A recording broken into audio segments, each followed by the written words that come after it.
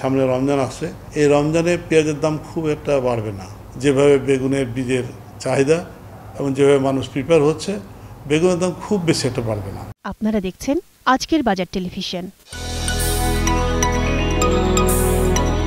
প্রিয় দর্শক, স্বাগত এবিটিভি আজকের বাজারে।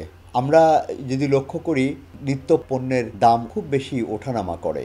কেন এই সব পণ্যের দাম ওঠানামা করে, এসব জানতে আজকে আমরা কথা বলছি এসিআই এগ্রি বিজনেসেসের প্রেসিডেন্ট ডক্টর এফএইচ আনসারির সঙ্গে। পেঁয়াজের দামের ব্যাপারটা যেটা, বেসিক্যালি রমজানে তো পেঁয়াজের কনজামশন অনেক বেশি, কারণ অনেক খাবার পেঁয়াজ দিয়ে কিন্তু বানাতে হয়। তো যেটা হয় আমাদের এখন যেটা হবে, ধরেন সামনে রমজান আসছে, এই রমজানে পেঁয়াজের দাম খুব একটা বাড়বে না। এই কারণে বাড়বে না যে উইন্টারের পরপরই কিন্তু এই রমজানটা, শীতের পরপরই আমাদের এবছর রমজান তো বোধ হয় মার্চে, তার মানে হারভেস্টিংয়ের পরপরই কিন্তু এই পেঁয়াজটা পাওয়া যাবে।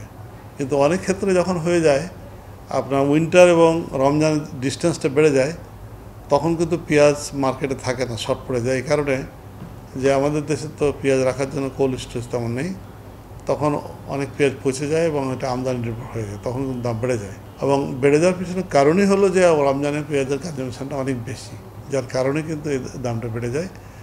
এটাকে মিটিগেট করা খুব ডিফিকাল্ট কিছু নয়। ট্রেডিশনালি যেটা হতো যে আমরা সেই ছোট গোল লাল টকটকে পেঁয়াজ খেতাম, তার মধ্যে পাঞ্জেন্সি বেশি ছিল। এখন কিন্তু হাইব্রিড পেঁয়াজও বেরিয়ে গেছে, 12 মাসি পেঁয়াজও বেরিয়ে গেছে। এবার পাঞ্জেন্সি আমাদের দেশে পেঁয়াজের প্রায় কাছাকাছি, খুব একটা ডিফারেন্স না, পয়েন্ট সাম ডেসিমাল। এখন আমরা উইন্টারে পেঁয়াজ করলাম, তারপরে 3-4 মাস 5 মাস আমরা খেলাম, তারপর কি হলো, আমদানি করা শুরু হয়ে গেল, বিকজ শর্ট পড়ে গেল। কারণ আমাদের দেশে টোটাল পেঁয়াজের রিকোয়ারমেন্ট হলো 35 লক্ষ টন, উৎপাদন করি 24 লক্ষ টন। এই যে 10 লক্ষ টন পেঁয়াজ শর্ট, এটা কিন্তু বাইরে থেকে আনতে হয়। অনেক ক্ষেত্রে বাইরেও কিন্তু পেঁয়াজের সোর্সটা টাইট হয়ে যায়, কারণে যে তখনও তাদের পেঁয়াজের ওই সময় ডিমান্ডটা বেশি থাকে, যার কারণে অনেক ক্ষেত্রে রপ্তানিটা বন্ধ হয়ে যায়। তো আমাদের যেটা হয়েছে এখন 12 মাসি পেঁয়াজ বেরিয়ে গেছে, কিন্তু আমরা এই বিপ্লবের একটা ভ্যারাইটি আমরা দিয়ে দিয়েছি। এটা আপনি বছরে যে কোনো সময় উৎপাদন করতে পারবেন। আমাদের ইল কিন্তু 30 টন, আমাদের দেশি পেঁয়াজের ইল মাত্র 10 টন।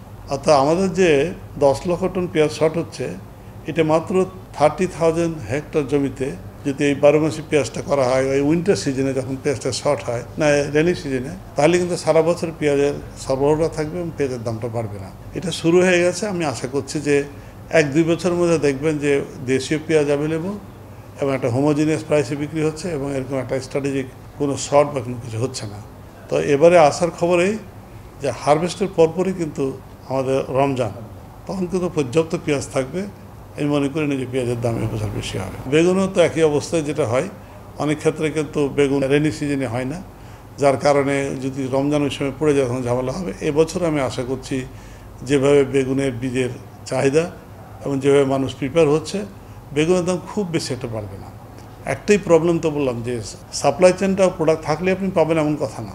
উৎপাদন হচ্ছে এক জায়গাতে, কনজামশন হচ্ছে আরেক জায়গাতে। উৎপাদন হওয়ার পরে সেটাকে তো স্টোরেজ করতে হবে, ক্যারি করতে হবে। আপনি ক্যারি করতে যেয়ে পচে যাচ্ছে, খামারে নিয়ে আসে আপনার পাইকারি বাজার বিক্রি করতে আসছে, ফেলে দিয়ে যেতে হচ্ছে, বিক্রি করতে পারছে না। আমাদের ওয়েস্টেজটা অনেক বেড়ে যায়, যার কারণে এইসব দামটা মূল্য বেড়ে যায়। হয়তো সাময়িক কিছুটা দাম বাড়বে, কিন্তু ওভারঅল বেগুনের সাপ্লাইটা কিন্তু স্ট্যাটিক থাকবে। আপনাকে অনেক ধন্যবাদ আমাদের সঙ্গে আপনার এই মূল্যবান অভিমত শেয়ার করার জন্য। আপনাকে, দর্শক সবাইকে ধন্যবাদ। দর্শক, ভিডিওটি ভালো লাগলে লাইক দিন। নতুন নতুন আরও ভিডিও পেতে আমাদের চ্যানেলটিকে সাবস্ক্রাইব করে পাশে থাকা বেল আইকনটিকে ক্লিক করুন। এতক্ষণ সঙ্গে থাকার জন্য ধন্যবাদ।